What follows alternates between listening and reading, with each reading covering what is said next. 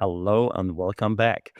So, today we're going to do a deep dive into the topic home or opportunity. So, today, European deep tech funding reaches 20 billion in 2025, just 4% below its all time high. University spinouts are on track for a near record of 9 billion. Yet, 70% of late stage funding in Europe for European tech startups comes from non European investors, primarily the US. So, Europe builds the research base, incubates the companies, and consistently watch returns migrate across the Atlantic at the growth stage. So, Valerie, what's your opinion? Stay home or go after the opportunity? Yeah, and first of all, I always cringe. I think it's dramatic and it's horrible. And I don't know, I could cry when I hear this. And it actually keeps me a little bit awake at night. That especially as an early stage investor, that we are breeding all this talent and also these successful companies, and then they leave. And I have a lot of discussions. I actually just discussed with the IVE, who are doing tremendous amount of um, growth stage funding initiatives.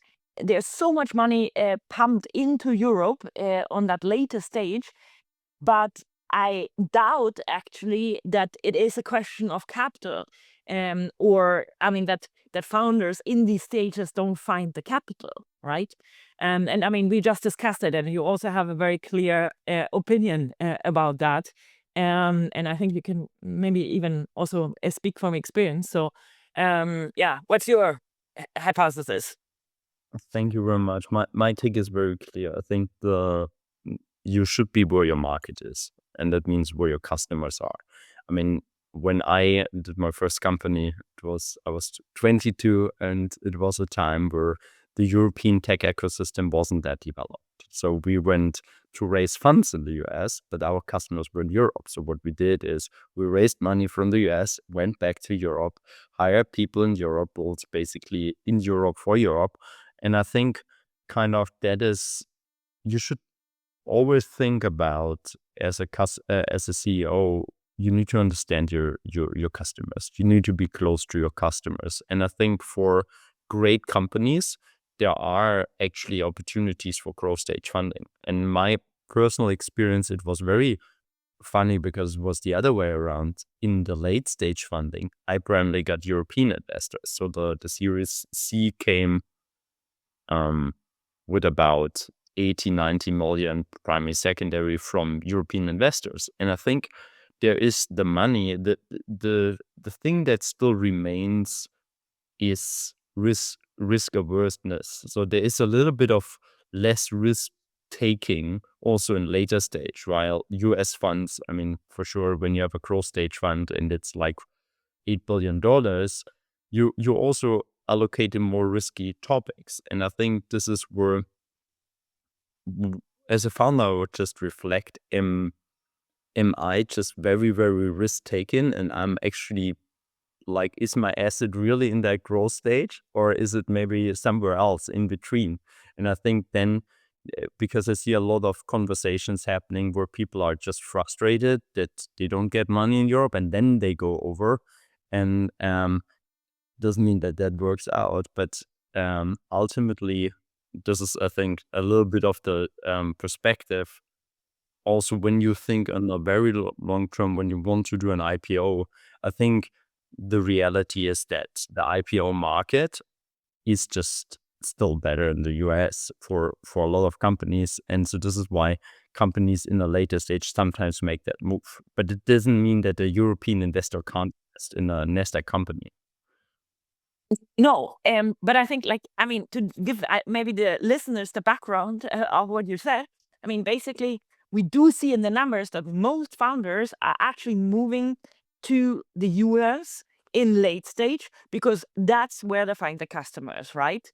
And we're also seeing that the majority of founders in late stage seeks funding from the US and actually also receives this door there.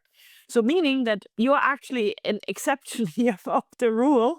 that you in the past at least got funding late stage in Europe and did the other path around and did the early stage money in the US.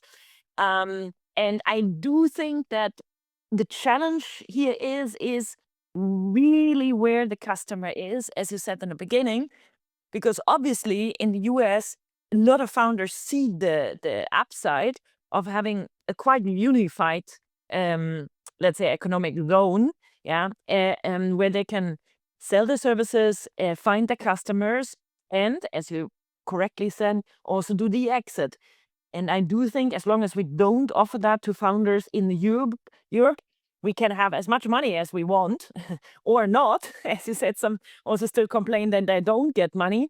But I mean, at least from what I see, that's definitely a quality problem in terms of company or founder, and because the money is clearly here.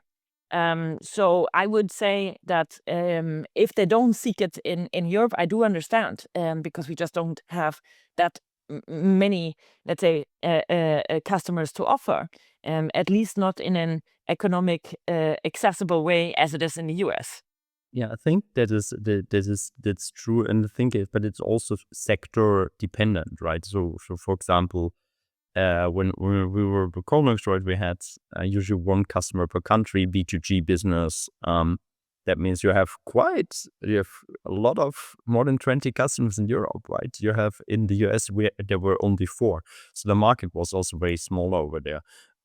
I think which is usually atypical. But if we look at the real deep success of Europe, like companies like Spotify or now I see Revolut, they're B2C companies. And I think why does it work? Because if the single digital market especially in a world where AI can translate into the local languages, where you don't have to build your own go-to-market with a certain customization for each country, right? Europe actually offers a lot of market opportunity, especially in this for as a digital single market. And it's bigger than the US market for some applications. So the question, and so I agree on the classical industrial B2B software layer, right, where you have to speak to people, like have a classical sales force still,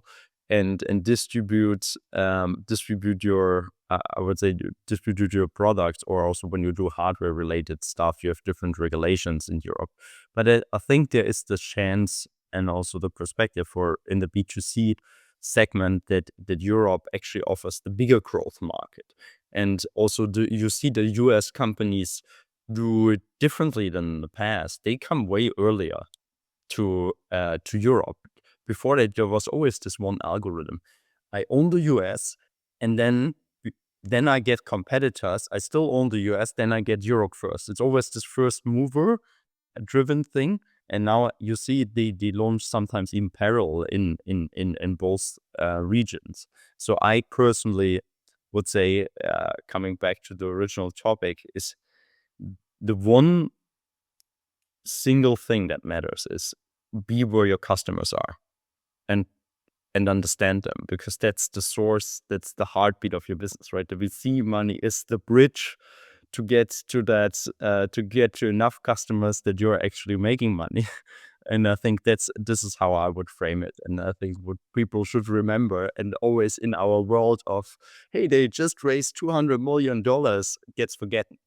Because it's not about that number, it's about the revenue number that really counts. That's so true.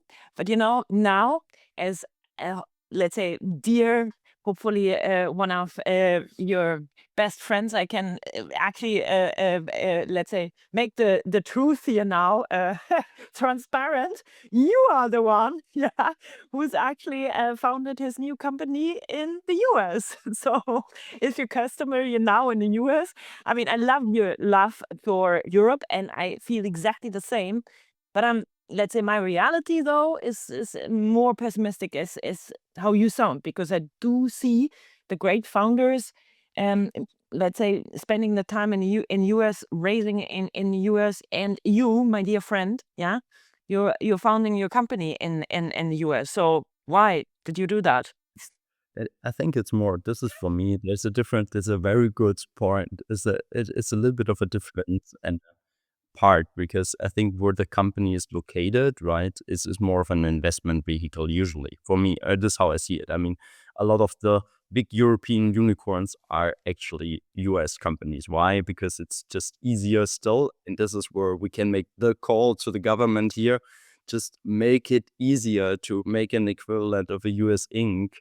in Europe. That would be highly appreciated for every founder and make every financing round way easier, and also all future financing and cheaper and faster. That's kind of that's the only reason, right? Our go-to market is purely Europe. Everybody sits in Europe. I mean, that's kind of how also we did the same thing with Conox. That was just more of a vehicle, I would say, financing vehicle aspect, versus the real kind of where do we get our money from. And I think for founder, from my personal perspective now, it is more of I think I will do my selection process based on that human being. That is how, like, that I want to work with. In the beginning, like 10 years ago, it was about, can I get money from the coolest, biggest, strongest funds with the coolest brand name, versus now it's just, for me, is like, do I really appreciate that human being that I want to work with? And then for sure there's always the thing that tier one funds bring certain services, but I think the one doesn't cut out the other, right? You can always in the future do that, take them as a side. There's all kind of opportunities. I think ultimately still I believe that the entrepreneur builds the business, and all founder support is beautiful, amazing, but is the best founder support that was delivered, even for me, with tier one funding from NEA, was the human that was on my board, and not the 100 people that work as portfolio services. So true. So I think that makes me, or maybe the listeners, a little bit curious what you're actually doing now. And as we can obviously read that as well, let's keep that short. But I think what's really, let's say, interesting is that you're doing all this now from the knowledge of having built something before. And I mean, I did similar path. I also did it 3 or 4 times.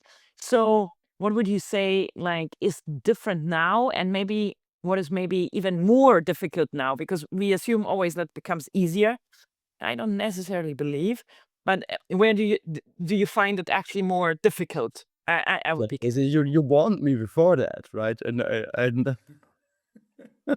no, I think this is always this the dance with your own ego, right? How much do you know, and how much do you truly know? And I think for me, the current perspective with building Lucy, it's really about, what do I really know, and what do I think I know? And I think this is, I just went through this, I would say, the last 2 months, a lot through the dance, because the world is changing so rapidly, faster than ever before, right? How to build an AI native company is completely different from how to run a 100 people organization, even though they use some AI tools. And I think that's, as well as market shifted. And so I think for me, it's a big lesson of unlearning again, and really acknowledging, okay, and also learning again to deeper listen, right? What is really said, and what I want the world to be like, versus how is the world actually. And I think this comes down to customers, this comes down to investor conversations.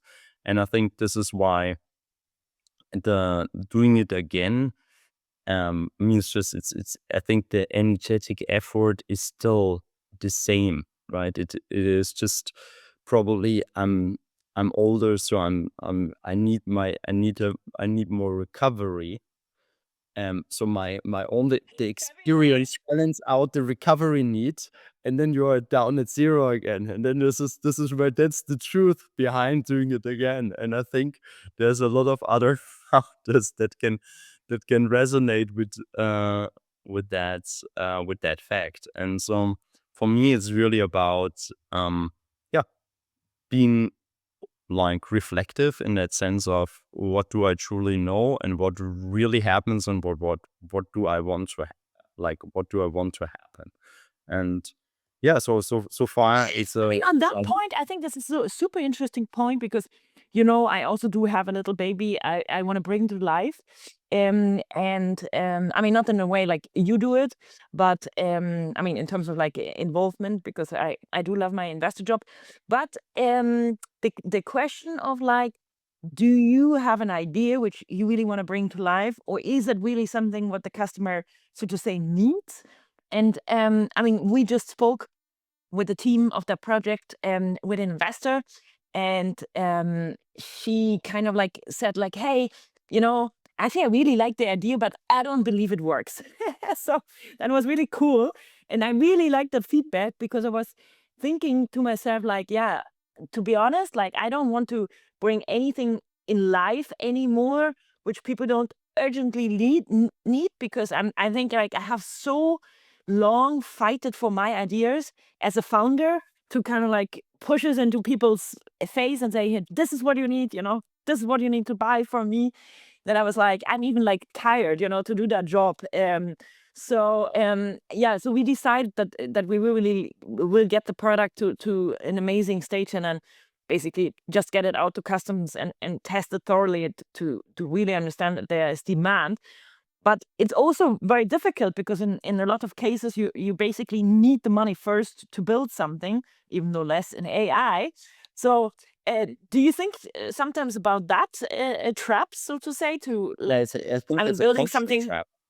It's a valuable point, because so for example, what we did is we said, okay, we're first shipping into people, like an agent into people's chatbots, because that's the most used, like WhatsApp or Telegram.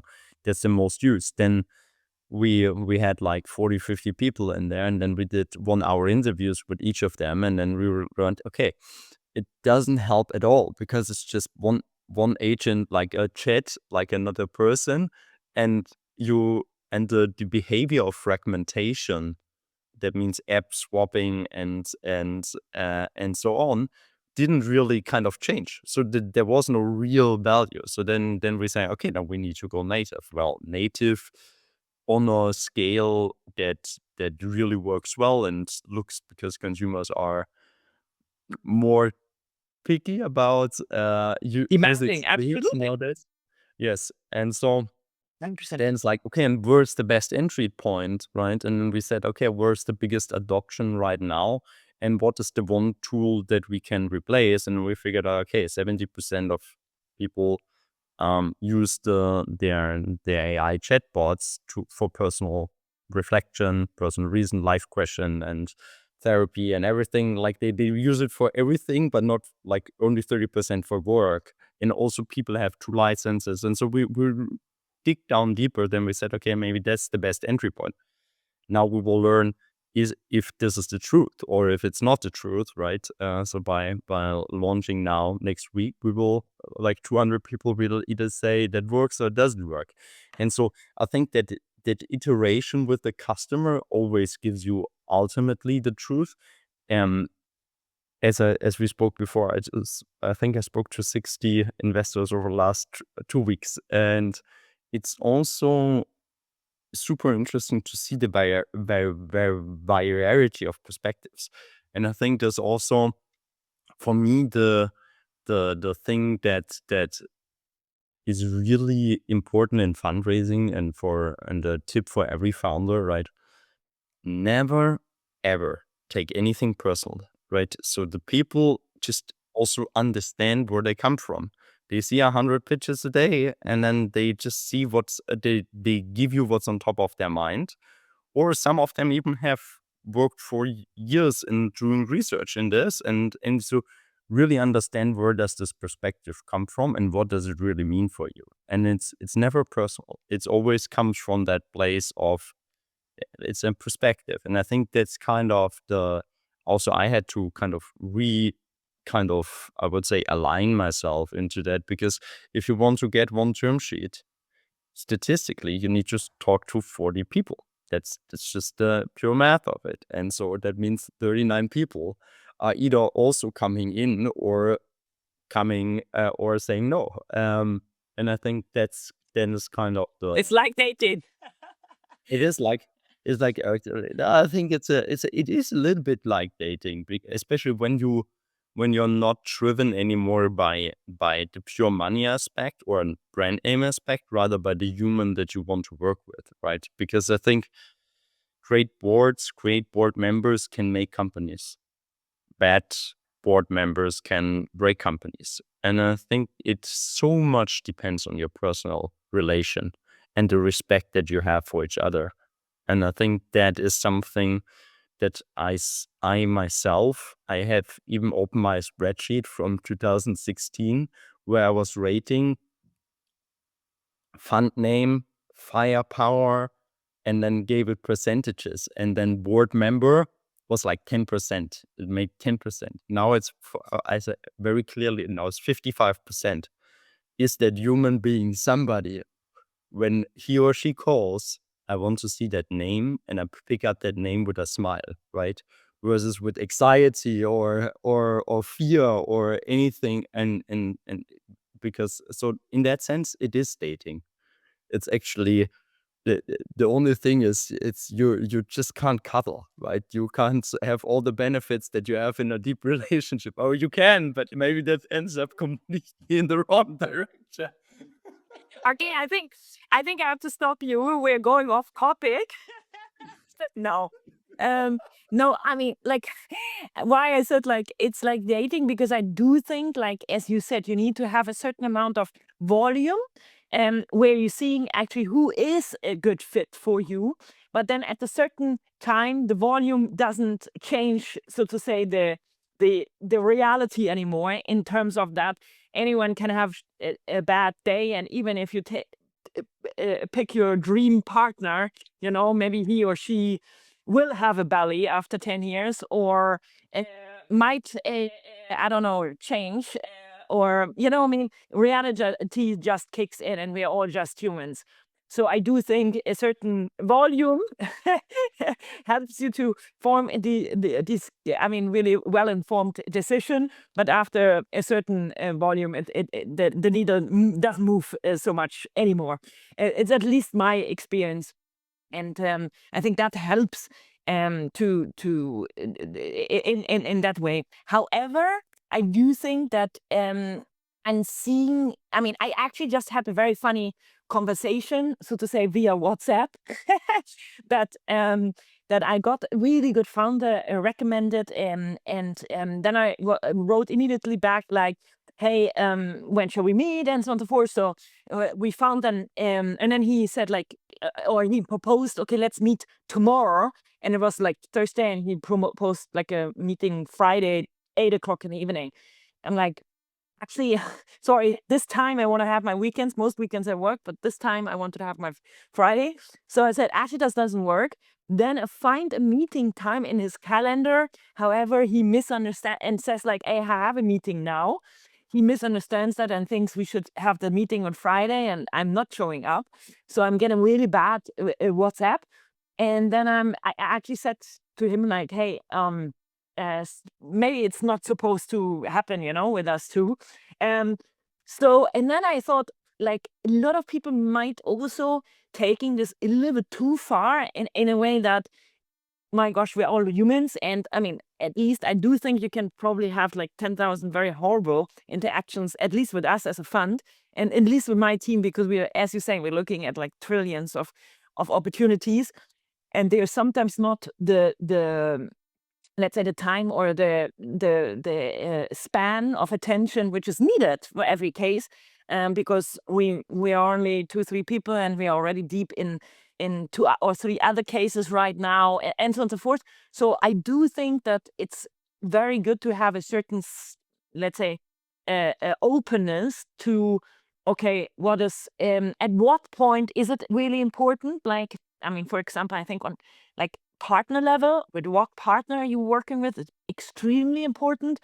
But let's say I wouldn't judge a fund or a partner based on the team often, because I do feel that it is not so representative in many cases, or I have seen often that my initial impression of people or communications or something might have misled me to too quick to a judgment, where actually the reality in the end was different. But I'm sure that you're not thinking differently. But just wanted to say that I find that sometimes fascinating, that people are judging very quickly. Where I'm thinking, like, I always try to give it 2-3 times, with the person before I do my final judgment, so to say. Yeah, I think that's the right perspective. But I think the other perspective is also that it is emotional, right? And for sure, for the founder, fundraising is always an emotional thing, because it's always time consuming. It's always, like there's always that voice in your head. What happens if it doesn't happen, right? And then something then business happens. That means in a startup something goes wrong or something takes longer, and then I think it's just a single phase when you're in deep fundraising where the highest amount of pressure is on a founder. And then also the bad human sides probably come up. And when if somebody postpones you, and then it's like, he doesn't like me, they are not nice people. It's like this. I mean, as I said, we're all humans. I think this is why I said rebalancing yourself and your own perspective, and just respond with kindness, because maybe the person had a lot of time to look into your case. Maybe the person didn't, but it's not your decision. It's not in your control. You can only do what you can do, and then it's not in your control if you get invited to a nice seat. Is you can only do your best, right? It's ultimately the other person. And also from the VC side, when you lay a term sheet, you can only, like, this is doing your best, finding the right fairest deal, or best deal with the founder. And then if he or she takes it, that's not in your control. And I think so this is where it's a relationship power balance, right? That all the time. And I think this is also where, if I can give you one, or give one advice, it's really about be kind to everybody in the process, and be human to everybody in the process, because you will meet again. And it's not them saying you're not great. There's thousands reasons why it cannot work. And so there's no reason to be angry or whatever on somebody, because it's not somebody, right? It's a situation. And I think this is a mantra that would give people a lot of peace if they would follow it. At least my perspective. And no, I think you're spot on, and actually that's a quite nice maybe ending topic for this episode, because I do feel like you said, like, at a certain point as a founder it becomes emotional. And actually, I mean, we do as investors have that day to day as well. We also get denied or not get access to founders maybe, or I mean, like, I think everyone, in whatever job or form or person or not, could get emotional about so many things in life. And I do feel emotions are, in the end of the day, telling a lot about your ego, because it is actually not the situation on the other side, but it's really like your personal interpretation, of the reality, right? And you don't know what's the reality of another person. You absolutely don't know. And that means if you are emotional, and if you're playing outside something which you are interpreting yourself, you actually essentially dealing with your own ego and with your own world. And I would even say you're stuck in it. And whenever I feel that happening for me, then I really mentally try to slap myself in the face, because I feel it's so dumb. It's such a waste of energy, really. Like, I mean, I really try to hit myself more or less, like, I mean, I just had this thing. I have an extremely nice friend, and I was somehow over at least 9 months or something super sad because I pinged her a few times. I didn't get any feedback, and I felt like, yeah, it was probably me who was like bad on the last trip we made. So I made all these stories up in my mind where she suddenly wouldn't want to speak to me. And then I had the work thing, and I was like, okay, I have to ask her now. So I call her up, say like, hey, can you help me? And then she helps me. We have a super nice conversation, and then she said, do you know what happened to me? I was like, no. And it was also so kind that she told me. And she said, like, my mom died. And then my cousin actually took his life on us. I'm like, what? I was like so shocked about myself. I mean, I was speechless because I was thinking, like, oh my God, like, I'm making this all up about myself, why she doesn't talk to me. But on the other hand, I'm missing the opportunity to actually I should have asked her the last half a year, hey, are you okay? Like, can I do something for you? Maybe there's something, really on her side which prevents her to think at all. So I was shocked with myself. And that was a moment where it's not like your ego trapped you. You thought so much about yourself that you didn't even have the bandwidth to think about the other person, which is really so dumb, so stupid, and really like so bad. you know? That's such a great learning opportunity, I would say. No, it's all happens. That's the thing, right? And this is what we think certain things are in a way and they happen to us, but they are not. And I think you can always see that they happen for you, right? And also this is such a great reminder, and thank you for sharing this because I feel this is every human and also myself, I go through this probably every month one time where you're like, "Oh." Exactly. Yeah. And I Exactly. think that is also, mm, that this brings me to the final topic of today, which is what should founders do, right? What should they go for the US VCs? Should they move over? Should they should they move their families, leave their friends behind and not check in with them? Or how's your like if you can summarize, what is your recommendation from your side for founders that think about should they do the move or should they stay home? Oh my God. I mean, like, first of all, I'm always a person who does not want to recommend because I don't think that I know anything better than anyone else. But I think what you basically said is a very good line of like decision making. It's like we as a customer, if you're selling to the governments in Europe, you obviously have to be here, right? You need to take European money.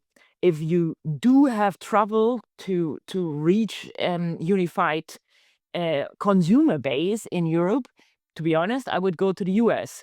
Um, so you probably really have to decide it case by case, and also kind of like what kind of money do you take? I would say the generalization of like US it is better, in US you find more money or higher valuations or something. That's bullshit today. I mean, basically you can find everything everywhere. So um I I do think you need to take smart decisions on your business. That's the clue, I would say. I love it. And you're doing it. So that's, I think, Thank you. good. That for me, it's number one, go where your customer is. And number two is like listen to your heart because if you in yourself don't want to make a move because of family reasons or whatever, you're kind of splitting yourself kind of apart. And I think that is kind of the, the most stupid idea that you can have. And I think it's not. I think stay authentic in that way of what also you truly want. And I think that is something that some people forget or perceive as non-important. But if you want to be in good service of your customer, you also have to be internally aligned, right? And be the person that is your true you, not what others expect of you. Because if you move to New York and then you live in a one room apartment and then you have bad air and your whistle likes and everything. That's not the life that you want to live. Well, you put that energy into your business. Well, it won't work. I'm a big believer in that. I think that it counts for everything in life. You should always be completely yourself and choose for that as the main thing, as we also identified with haircuts today. So I do think really it's about like being your authentic self will lead you the best way. Love it. This was the perfect end.